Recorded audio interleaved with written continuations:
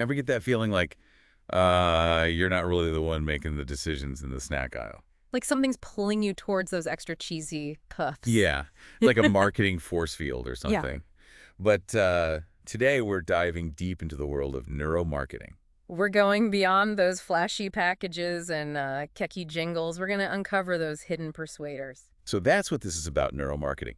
Using like science to decode our buying habits. It's more than just buying habits. Neuromarketing uses neuroscience, the study of the brain, to understand how consumers really respond to marketing. Okay, getting technical.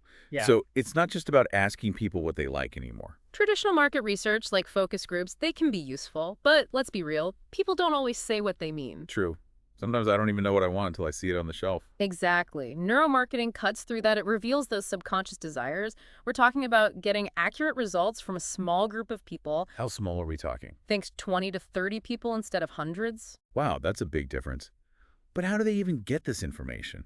Is it some kind of, like, brain scan? You're on the right track. Neuromarketing uses a range of techniques like eye tracking. Eye tracking. So they're watching our every glance. Pretty much. It's about understanding where your eyes naturally go, what holds your attention, and for how long. So, like, if I'm staring at those cheesy puffs a little too long? They'll know. And that data is gold for brands. Take Sunsilk, for example, the hair care company. They used eye tracking to redesign their packaging. Okay, did it work? Big time. They saw an 84% increase in attention to their product on the shelf. Wow, all from just, like, rearranging things. It's not just about rearranging, it's about understanding how our brains process visual information. Unilever, another huge company, they took it a step further. What did they do? They used eye tracking to analyze the entire shopper journey, from the moment you walk into the store to the moment you, hopefully, make a purchase. So it's not just about what catches my eye, but how my eyes move through the entire store. You got it. It's about understanding how our visual attention influences our choices. But it's not just about our eyes. Our bodies react to marketing, too. That's where biometric sensors come in. Biometric sensors, you're really bringing out the big gun. We're talking about measuring things like heart rate, skin moisture, even those tiny facial expressions we make when we see something we like or don't like. So if I see a product and my heart skips a beat, they'll know. Let's just say they're getting a clearer picture of those gut feelings we all get. Speaking of gut feelings, Frito-Lay, the snack food giant, Oh, you know I love a good snack. What did they find? they used EEG, which measures brain activity, to study our response to Cheetos. Cheetos, everyone's guilty pleasure. Don't tell me there's a scientific reason I can't resist that orange dust. Well, they found that the dust itself triggers a particular response in the brain. And this response, it's often linked to reward and satisfaction. So even if I tell myself, no more cheesy fingers, my brain's already on board. Looks like it. But EEG, it has limitations. To get a really precise look at what's going on, we need fMRI. fMRI. Yeah. Sounds fancy. It's like the high-def version of brain imaging. Frito-Lay used fMRI to redesign their packaging based on some fascinating differences they found in how men and women respond to visuals. Hold on, they redesigned their packaging based on our brains. Yeah. That's next level. It's about understanding those nuances, those subtle differences. So we've covered supermarkets and my weakness for cheesy snacks. Yeah. What other industries are jumping on this neuromarketing train? Speaking of appealing to those subtle differences, let's move from snacks to something a bit more, well, stylish, the automotive industry. Now you're talking. I've always thought there was something about car design that, really gets to people. It's not by accident. BMW and Audi, they've been using neuromarketing to understand those emotional responses we have to cars, and they found something pretty interesting. What's that? Our brains, they seem to have this, like, built-in preference for curves over sharp angles. Really? Why is that? It might go way back, like evolutionarily. Curved lines, they often signal safety, kind of like nature, rolling hills, rivers, that kind of thing. Makes sense. Sharp angles, those are more jagged cliffs, right? Exactly. Those sharp angles can subconsciously make us feel a sense of danger. So, like, when I'm driving my car and it feels good, it's not just the car, because my caveman brain feeling safe. You got it. And car manufacturers, they're using this to design vehicles that tap into those instincts. Wow. It's all connected. But it's not just about the way a car looks, is it? Yeah. I bet those slick car commercials, they use this stuff too. Absolutely. Remember that recent Toyota campaign?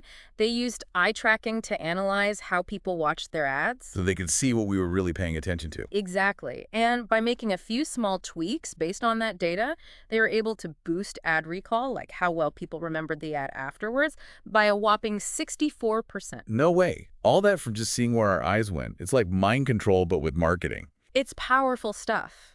And it shows how much we can learn from how our brains process what we see. And speaking of processing information, this brings us to a place where there's a ton of information all the time, the world of tech. Now we're getting really meta. We're talking about the companies who, they're practically wired into our lives these days. Apple, Meta, all of them.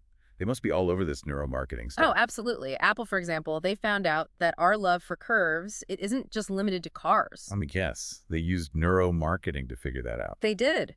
They used EEG and found that people, generally speaking, prefer curved designs, even when it comes to tech. So that's why my phone feels so good to hold. It's all part of the plan. They know how to tap into those subconscious desires. But it's not just about making things look nice. Samsung, they've used neuromarketing to understand cultural differences. Really? Like how our cultures change the way our brains respond. Exactly. They found that by tailoring their marketing to a specific region, in this case it was Orlan, they were able to increase brand loyalty significantly. So they're like, let's understand the brains of this specific group of people. That's pretty smart. It's about recognizing those nuances. And then there's Meta, a company that's, well, they're known for using tech to, keep people engaged. Yeah, Meta, they don't Right? mess around. But what have they actually learned from all this neuromarketing stuff? They've used it to fine-tune everything on their platform, the scrolling, that bright blue color, everything. They know how much our brains crave new things, how those little dopamine hits keep us coming back for more. It's kind of scary how good they are at it. Mm-hmm. But at least now I understand why I get sucked in. Right. But here's the thing.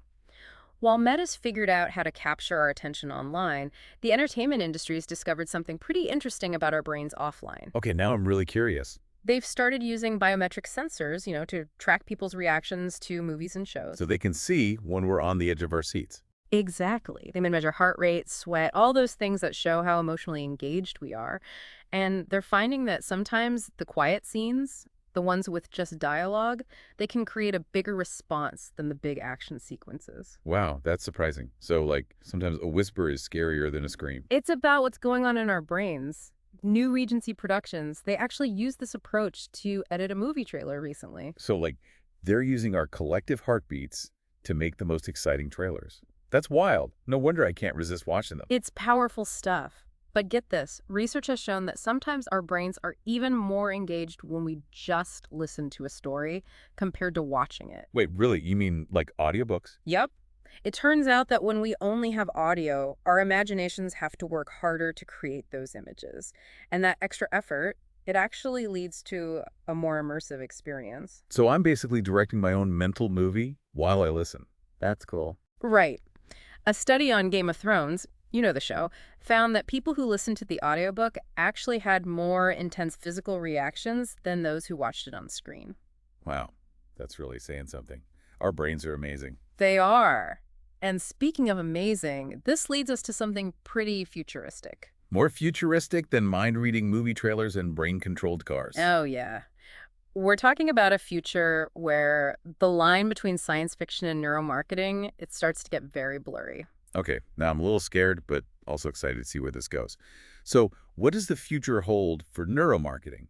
So what is this future? Are we going to be like wearing our iPhones on our heads? Think less iPhone, more like earbuds that can read your mind. Okay, now you've lost me. Okay, not read your mind exactly. Yeah. But companies are working on headphones with EEG sensors built in. EEG sensors, like those things they used to study Cheetos dust. Exactly. They can track your brain activity, in real time while you're listening to music or a podcast. So like my headphones would know if I got bored and started thinking about lunch. Something like that. It could mean like your playlist automatically adjusting based on your mood, or even your podcast app knowing when to repeat something you might have missed. Okay, I actually kind of like that. No more having to rewind because my mind wandered. Right. It's personalized entertainment. But think about the possibilities for advertising. Imagine if they could tailor jingles to trigger specific emotions in our Okay, brains. that's getting a little too Black Mirror for me. But what about using this technology for, you know, good? Absolutely. It's not all about marketing and mind control. There's a company, Emotive, and their project City Vibes. City vibes. Sounds cool. They're using these EEG headphones to measure how our brains react to different parts of a city. Wait, they're using brainwaves to, like, design cities? Think about it. Urban planners could use that data to understand how noise or crowds, even green spaces, how those things affect us on a neurological level. So we could build cities that are, like, actually good for our mental health. Exactly. And it's not just city planning. Neurogaming. It's going to be huge. Neurogaming. Yeah. I'm not sure I'm ready for more new terms. It's pretty simple, actually. We're talking about using EEG to track your brain activity while you're playing video games. So I could, like, control a game with my mind. In a way, yeah. Companies like Evoke Neuroscience are working on headgear that gives you feedback on your focus and even helps you improve certain brain functions. Wow, so gaming, that's actually good for you. Exactly.